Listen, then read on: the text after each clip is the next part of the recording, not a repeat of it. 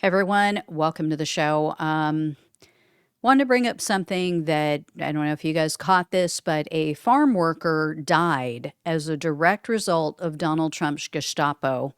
And even before this horrific tragedy, the public was turning against Donald Trump in regard to his immigration policies and these cruel deportations. So here's what all went down. Last Thursday, Trump's jackbooted thugs, these masked brown shirts, stormed a farm. This was in Southern California, and it left one farm worker on life support. He was 57-year-old Jaime Alanis.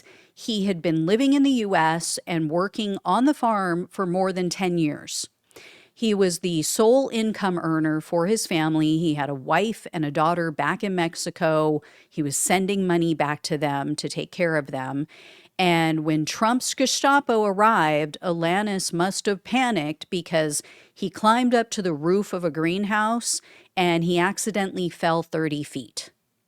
So, they didn't push him, they didn't shove him, but make no mistake, they are responsible. But for this administration, but for what they are doing in terrorizing people for nothing, for no crimes other than coming into the country, and in some cases legally. Remember, a lot of these people followed the law. A lot of these people did what the Biden administration told them to do. I don't know for a fact that this man did, but a lot of these people that Trump is rounding up and putting in hellholes, even in other countries, they followed the law. They signed up on the CBP1 app and, followed all the rules, showed up for their court hearings. In many cases, that's where they're being arrested. Because they're following the rules, they're the ones getting arrested while actual criminals are getting away. And so this man was airlifted to a hospital, but unfortunately, sadly, he suffered such a serious spinal injury and trauma to his skull and his brain that he was in a coma. So the family had to make a very difficult decision. I've been there before. I don't, envy them whatsoever. They had to take him off of life support. This happened last Saturday afternoon because the brain scan just showed no signs of life. And Alanis wasn't the only person who was injured that day because, again, because of Donald Trump's policies, 8 other people, according to a hospital, they said 8 other people were transferred to the hospital. They all had injuries. 4 other additional people were treated on site at the farm. And check this out. According to the president of the United Farm Workers, this is a union, Trump's Gestapo forced all of the detainees to delete the photos and the videos of this raid. So before they would release them from custody, they forced them to delete all evidence. And news reports say that ICE took at least 4 U.S. citizens into custody, and then several other U.S. citizens who were still missing and unaccounted for as of last Friday. So these people are completely out of control. Now, of course, Trump's Gestapo is telling a very different story, but, they've done nothing but lie this entire year. So take this with a mountain of salt because they said, well, protesters arrived and they were assaulting officers. And so that's why 4 Americans were taken into custody. And they claim that someone shot a pistol at them. They're offering a very large reward for information leading to that person's arrest.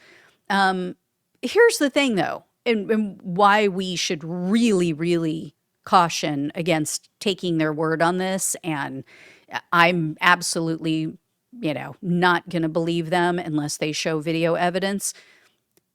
Think about this. Let's get this straight.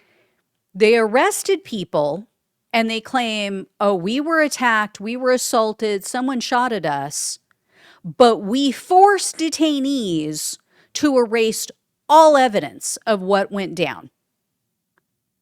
Yeah, that sounds legit, right?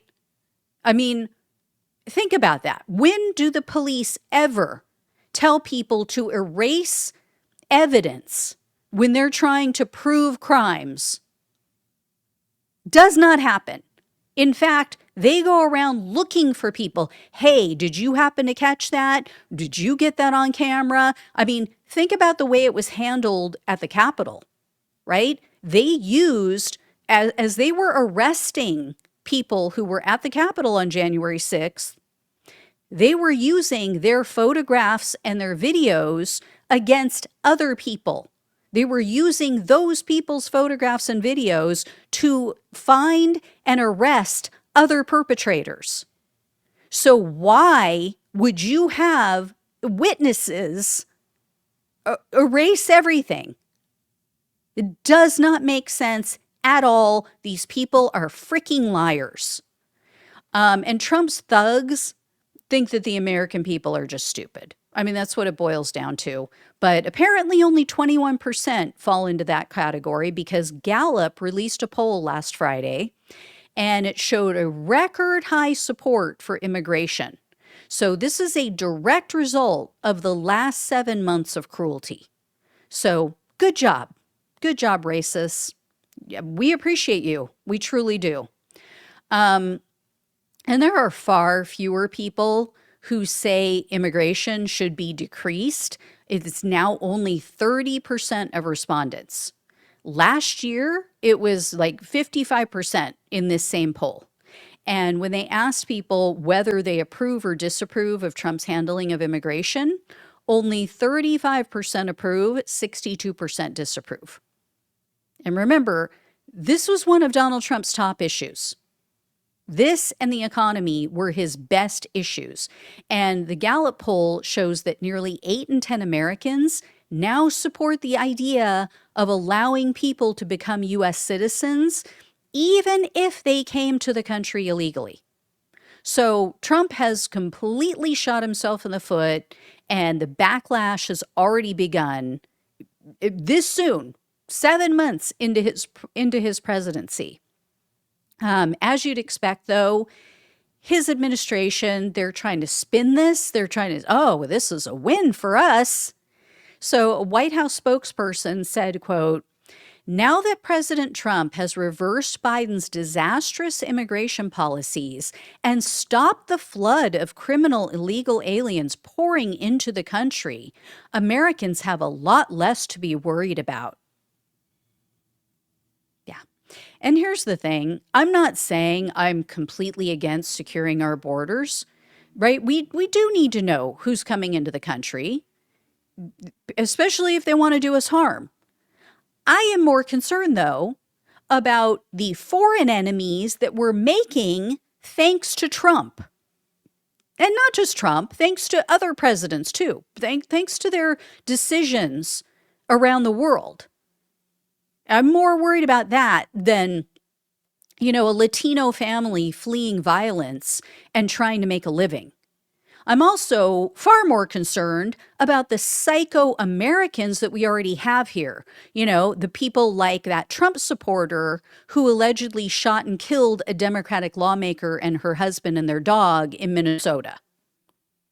Trump, not so much. He doesn't seem to care at all about that. God knows, puppy killer Kristi Noem definitely doesn't give a shit.